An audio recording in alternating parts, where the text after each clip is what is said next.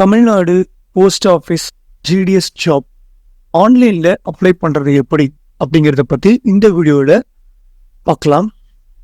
Total வேக்கன்சின்னு பார்த்தீங்கன்னா 44,228 vacancy இருக்கிறத வெளியிட்டிருக்காங்க அஞ்சல் துறையில். இதுக்கு அப்ளை பண்ணுறதுக்கு டிஸ்கிரிப்ஷனில் கொடுத்துருக்க லிங்கை கிளிக் பண்ணி இந்த மெயின் பேஜ் ஓப்பன் பண்ணிக்கோங்க. இதில் ஏற்கனவே அப்ளை பண்ணியிருந்தாலும் சரி, இல்லை இப்போ ஃபர்ஸ்ட் டைம் அப்ளை பண்ணுறவங்களா இருந்தாலும் சரி, ரெஜிஸ்ட்ரேஷன் அப்படிங்கிறத ஃபர்ஸ்ட் கிளிக் பண்ணிக்கோங்க. கிளிக் பண்ணிட்டு ரெஜிஸ்ட்ரேஷன் அப்படிங்கிறத கிளிக் பண்ணுங்க. அகைன் கிளிக் பண்ணீங்கன்னா உங்களுக்கு சில டீடைல்ஸ் கேட்டிருப்பாங்க. நீங்க ஃபர்ஸ்ட் அதில் உங்களுடைய மொபைல் நம்பரை என்டர் பண்ற மாதிரி இருக்கும். உங்களுடைய மொபைல் நம்பரை கொடுத்துட்டு valid OTP, valid mobile number அப்படிங்கிறத கிளிக் பண்ணுங்க. கிளிக் பண்ணீங்கன்னா உங்களுடைய மொபைல் நம்பருக்கு ஓடிபி வந்திருக்கும். அந்த நம்பரை டைப் பண்ணிட்டு சப்மிட் ஓடிபி அப்படிங்கிறத கிளிக் பண்ணிக்கோங்க.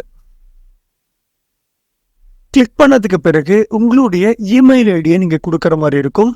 இமெயில் ஐடியை கொடுத்துட்டு வேலிட் இமெயில் அப்படிங்கிறத கிளிக் பண்ணிக்கோங்க. இமெயிலுக்கு ஒரு ஓடிபி வந்திருக்கும். அந்த ஓடிபியை டைப் பண்ணிட்டு சப்மிட் ஓடிபி அப்படிங்கிறத கிளிக் பண்ணிக்கோங்க. அடுத்தது உங்களுடைய நேம். உங்களுடைய நேமை பொறுத்த வரைக்கும் 10th மார்க் ஷீட்ல எந்த மாதிரி இருக்கும் அதே மாதிரி நேம் கொடுத்துக்கோங்க. அடுத்தது உங்களுடைய ஃபாதர் நேம் டைப் பண்ணிக்கோங்க. அதுக்கு அடுத்தது டேட் ஆஃப் பர்த்.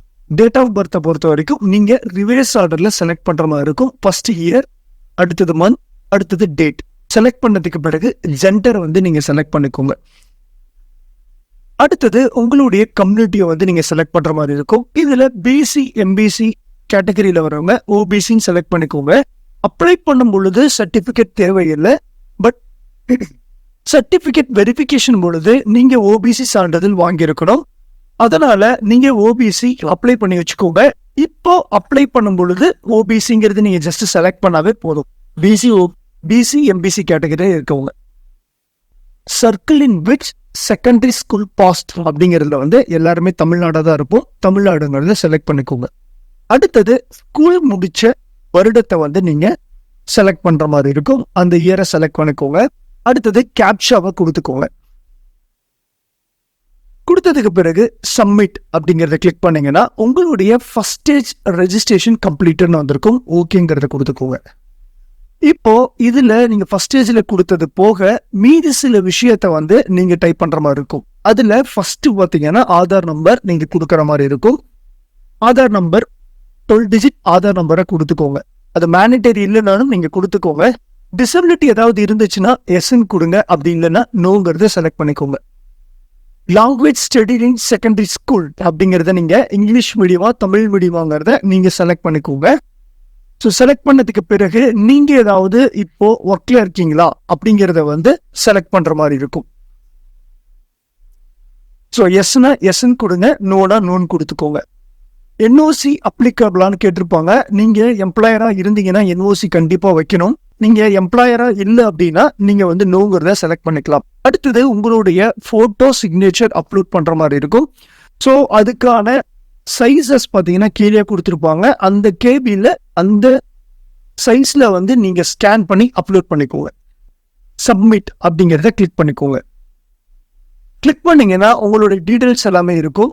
ஸோ எல்லாமே கரெக்டாக இருக்காங்கிறத செக் பண்ணிட்டு செக் பாக்ஸ் கிளிக் பண்ணிட்டு சப்மிட் அப்படிங்கிறத கிளிக் பண்ணிக்கோங்க. கிளிக் பண்ணதுக்கு பிறகு dear candidate your registration has been completed successfully அப்படின்னு சொல்லி உங்களுக்கான ரெஜிஸ்ட்ரேஷன் நம்பர் இருக்கும். அதை காப்பி பண்ணி வச்சுக்கோங்க. இப்போ கண்டினியூ டு அப்ளை அப்படிங்கிறத கிளிக் பண்ணிக்கோங்க. அப்ளைங் ஃபார் அப்படின்னு சொல்லி இருக்கும். அதுல தமிழ்நாடு அப்படிங்கிறத செலக்ட் பண்ணிக்கோங்க. செலக்ட் பண்ணிட்டு சப்மிட் அப்படிங்கிறத கிளிக் பண்ணிக்கோங்க. இப்போ நீங்க ஃபர்ஸ்ட் டைம் ரெஜிஸ்டர் பண்ணும்போது கொடுத்த மொபைல் நம்பருக்கு ஒரு ஓடிபி வந்திருக்கும். அந்த ஓடிபியை என்டர் பண்ணிட்டு கீழே கொடுத்திருக்க கேப்சாவை டைப் பண்ணிக்கோங்க. டைப் பண்ணிட்டு அப்படிங்கிறத கிளிக் பண்ணிக்கோங்க. அடுத்தது பாத்தீங்கன்னா உங்களுடைய கம்யூனிகேஷன் அட்ரஸ் நீங்க ஃபுல்லா டைப் பண்ற மாதிரி இருக்கும். ஃபர்ஸ்ட் பாத்தீங்கன்னா டோர் நம்பர் நீங்க கொடுத்துக்கணும். அடுத்தது ஸ்ட்ரீட் என்னவோ அந்த ஸ்ட்ரீட்டை டைப் பண்ணிக்கோங்க. அடுத்தது சிட்டி அல்லது வில்லேஜை கொடுத்துக்கோங்க. அதுக்கு அடுத்தது டிஸ்ட்ரிக்ட் அல்லது பஞ்சாயத்தை வந்து டைப் பண்ணிக்கோங்க. அதுக்கு அடுத்தது கடைசியா உங்களுடைய பின்கோடு என்னவோ அதை கொடுத்துக்கோங்க.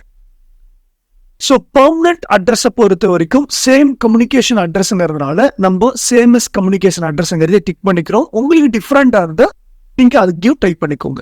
அடுத்தது செலக்ட் போர்டில் பொறுத்த வரைக்கும் நீங்க சென்ட்ரல் போர்டா இல்லை வந்து சென்ட்ரல் போர்ட் ஆஃப் செகண்டரி எஜுகேஷனா இதுல எந்த போர்டுங்கிறத செலக்ட் பண்ணிக்கோங்க. மேக்ஸிமம் எல்லாருமே ஒன்று சென்ட்ரல் ஸ்டேட்டா இருப்போம். ஸ்டேட் போர்ட் ஆஃப் ஸ்கூல் எஜுகேஷனுங்கிறத நம்ம செலக்ட் பண்ணிக்கோங்க அல்லது சென்ட்ரல் போர்ட் ஆஃப் செகண்டரி எஜுகேஷனுங்கிறத செலக்ட் பண்ணிக்கோங்க. அடுத்து பார்த்தீங்கன்னா செலக்ட் ரிசல்ட் டைப் அப்படின்னு கொடுத்துருப்பாங்க.